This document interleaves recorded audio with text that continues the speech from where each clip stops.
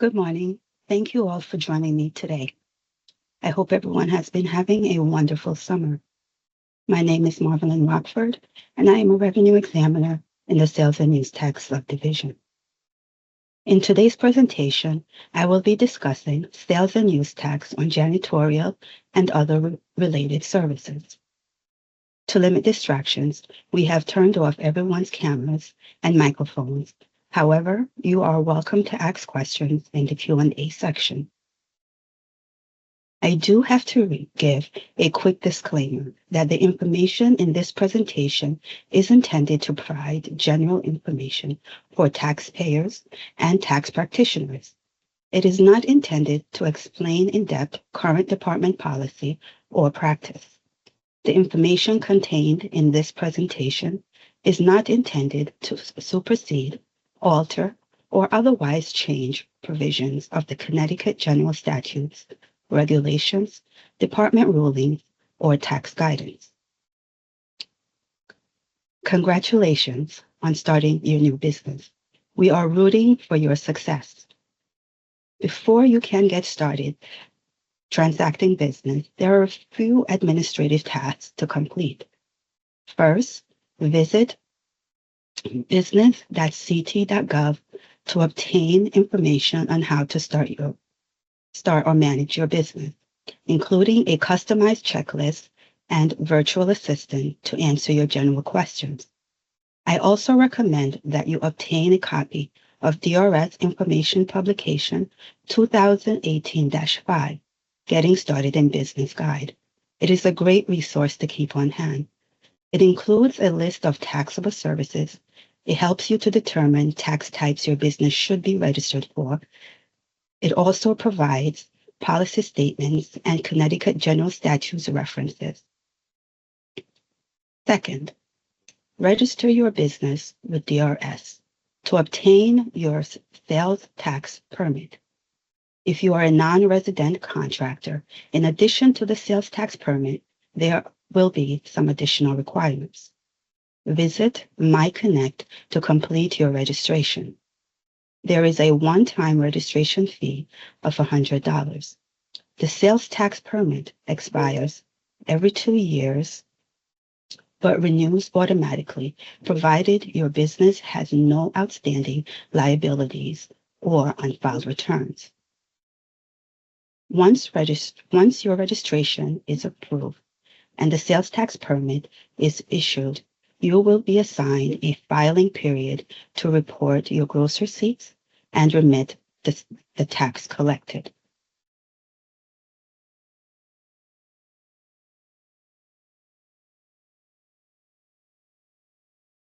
You may be a monthly, quarterly, or annual filer of Form OS 114 Sales and Use Tax Return.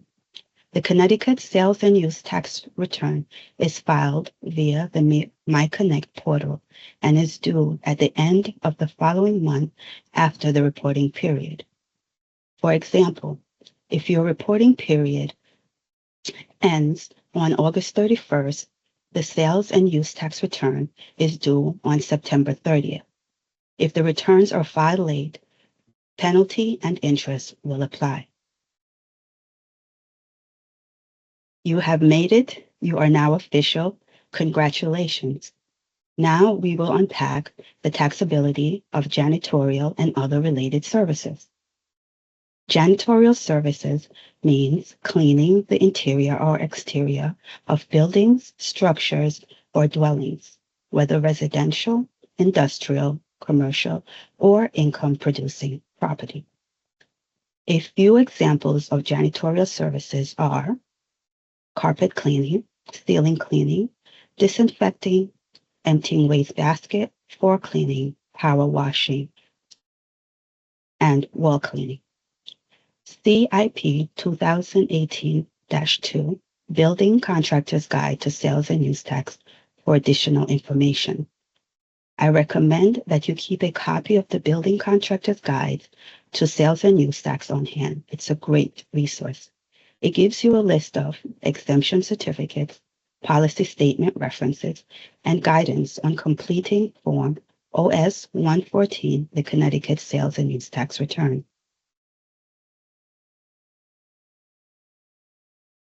The janitorial service provider pays tax on all purchases of materials, including but not limited to cleaning supplies and cleaning solutions. Equipment, tools, and consumables used in performing the service are taxable to the service provider.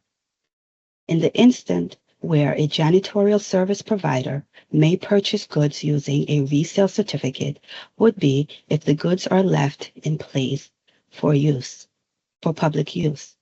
When this happens, the service provider must bill their customers tax on those goods.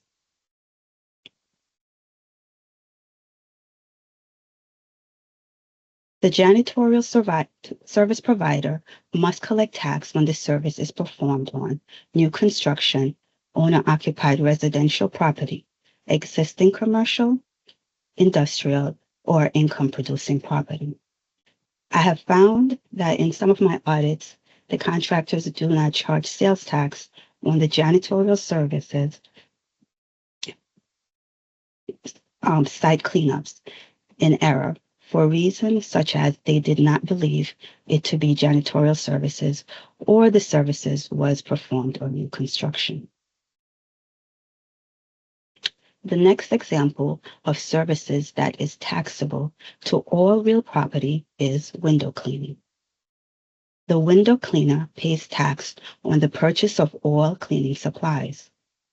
The window cleaner must collect tax on the total charge for window cleaning when the service is performed on new construction, on owner-occupied residential property, existing commercial, industrial, or income-producing property.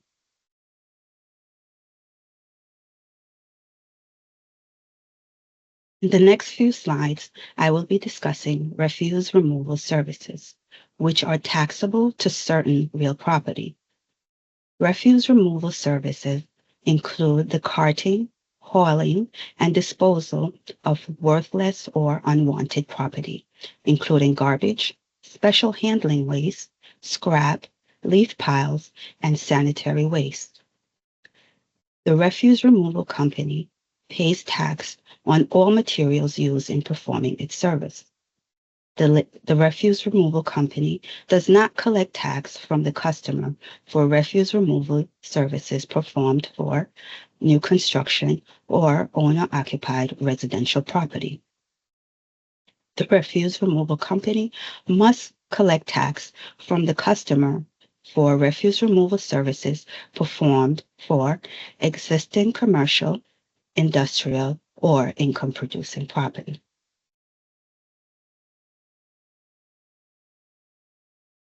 Paper shredding services are refuse removal services, which are service to real property that are taxable when provided to existing commercial, industrial, or income-producing property.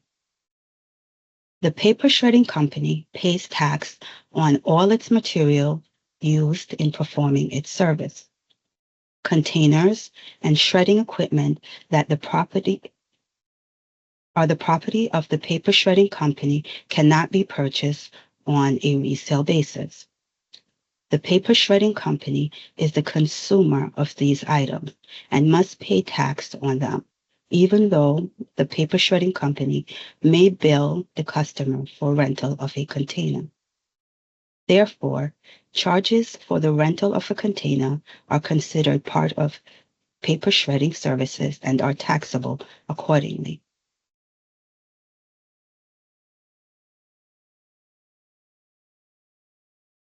In the next slide, I will be discussing examples of taxable shredding services, which are taxable to existing commercial, industrial, or income-producing real property. Mobile shredding at customer location. An example of mobile shredding is when a new bank branch opens. They may advertise a shredding event to attract new clients. The shredding company brings a mobile shredder to the bank location, shred the documents on site, and cart away the shredded paper. pickup, and off-site shredding. When I worked at the bank, we had a locked shred bin where we deposited sensitive documents to be shredded. The shredding company picks up the locked container and take it to its facility to shred and dispose of. In this example, the paper shredding company should collect tax for their services and the rental of the container. Next, I will discuss not taxable shredding services, which occurs when the customer brings the documents to be shredded to the provider's location, or a paper shredding company brings a mobile shredder to a customer's location but leaves the shredded documents at the customer's location for the customer to dispose of.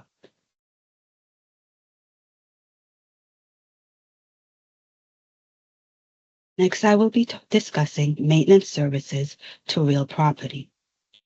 Maintenance services include, but are not limited to, brick washing, chimney sweeping, driveway sealing, snow removal, power washing. The maintenance service provider pays tax on the purchase of all cleaning supplies used in performing the service. The maintenance service provider must collect tax when the repair is performed on new construction, owner-occupied residential property, existing commercial, industrial, or income-producing property. Property management. A property manager is engaged to oversee the day-to-day operation of real property.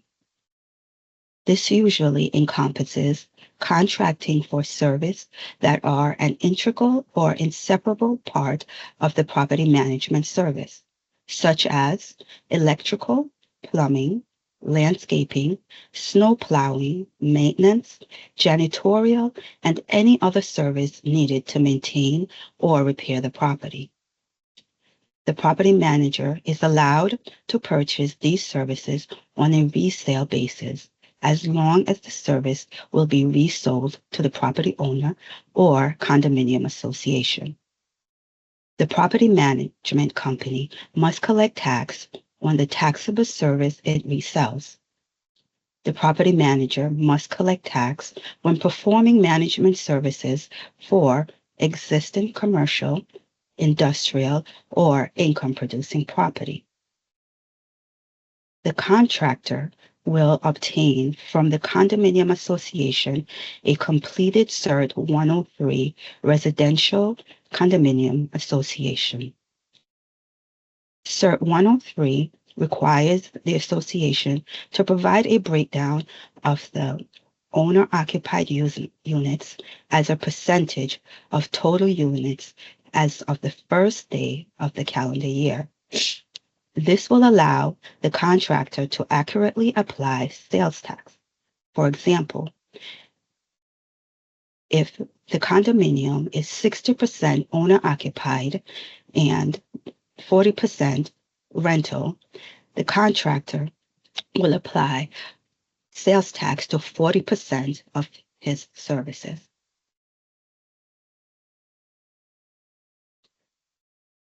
You have completed your services, and now you will provide your client the invoice for your service charge. A contractor's service charge, sometimes referred to as the labor charge, is determined by subtracting the cost of materials, including tax paid on materials, from the total contract price. In other words, every cent above the contractor's cost of materials physically incorporated in the real property, plus the tax paid on those materials, is considered the service charge. The service charge includes the actual labor charge, any markup or profit on labor, any markup or profit on materials, overhead expenses, tool, equipment purchase or rental, including tax paid on the rental, and reimbursed expense incorporated in the bill, whether or not the charges are stated separately. This has completed the presentation of sales and use tax on janitorial and other related services. In the remaining slides, I will be highlighting DRS additional resources. Remember, we want you to succeed, so please take advantage of all the additional resources: Taxpayer Education Center, DRS Tax Events Calendar, and the new Business Resource Center, which are available at portal@ct.gov/DRS. These resources provide helpful information for business and individual tax needs. This webinar is being recorded and will be available for reviewing at the Taxpayer Education Center under Live Webinar Recording.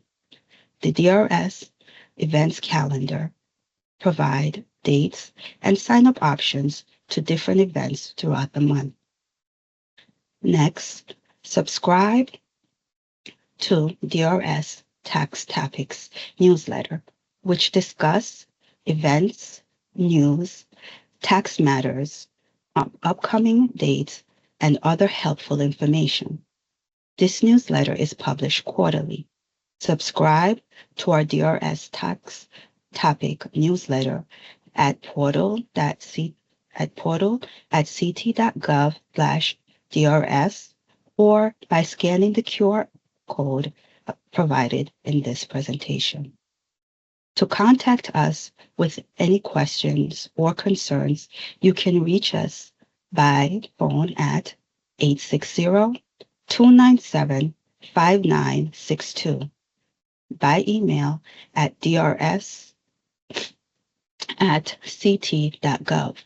or through MyConnect by clicking the More tab, go under Correspondence, and selecting Send Message, and someone will get back to you as quickly as possible. You may also follow us on social media platforms: Facebook, LinkedIn, Instagram, X, and YouTube to stay informed on any changes or events going on here at DRS. Thank you so much for your time. I would like to open the floor for any questions. We do have some questions, synonymous. So, is contractor service charge taxable or not? I missed that part. The contractor service charge, it depending on whether what the service is being performed. If it's one of those services where I discussed that they are not taxable to new construction or owner-occupied resident, then the charges will not be taxable. The labor charges will not be taxable. If it's one of those services that are being performed that are taxable to all real property, then yes, it will be taxable. And if it's one of those charges where, as I said, it depends on whom the service is being performed for and the type of service that's being performed. That will determine the taxability of the item. If you do refer to the IP 2018-2, the Builder's Contractor's Guide, it'll give you more details as to the taxability of the contractor's labor charges. I hope that answered your question. Please, can you tell about residential cleaning? Is it taxable services? Yes, residential cleaning is taxable services. Next question. Can I print the slide? Can I print the slide presentation?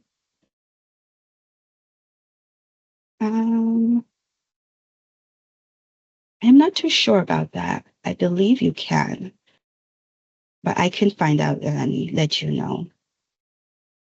No, you cannot. You cannot print the slides in the presentation. The recording will be available in about a week. Do we have any other questions? If you have any other questions after this presentation, please remember that you can call us at 860-297-5962 or email your questions to drs@ct.gov or send us a message via your MyConnect portal. Thank you. Seem to be any other questions.